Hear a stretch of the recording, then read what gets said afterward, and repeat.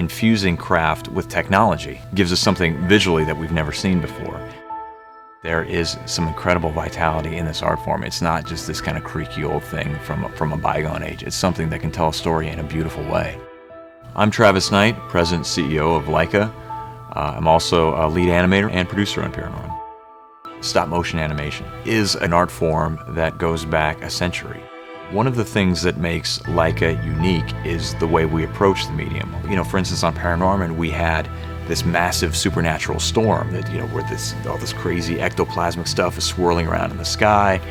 And it was something that we knew that we couldn't shoot wholly on the stage. It was just too difficult to control. But what we did was we built a physical object of it. We actually built a tornado, and we shot it and filmed it and then gave that as reference to our CG team. Whoa, look at that sky!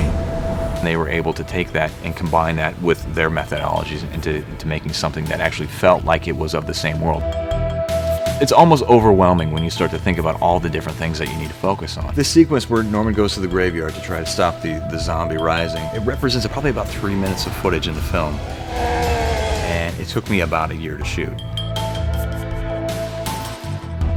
It's like constant mathematical problems that you're solving in your head because you have to figure out the timings of getting from here to there, how long it takes for an arm to move, how long it takes to make a step, what's the right speed, how many different body parts do I have to keep in mind, and then if there's multiple characters, then you just multiply that. You gotta keep her in her grave. Coraline represented a seismic shift for the medium of stop motion. Never before had technology been embraced the way we did on Coraline.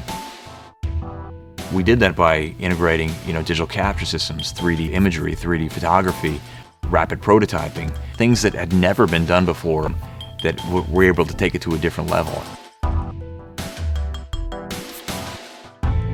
Laika is based in Portland, Oregon.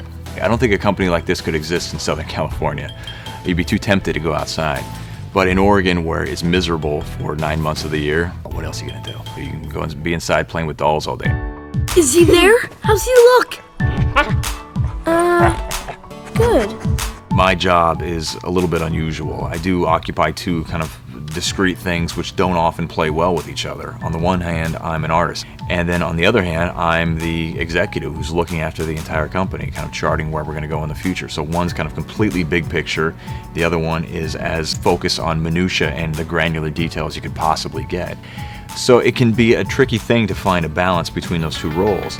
And yet I found each job actually makes me better at the other one. The great thing about being part of this community is that every single time out, we want to do something new. That's what drives us as a company. That's what drives us as artists. And that's why every single time out, a Laika film will be something special.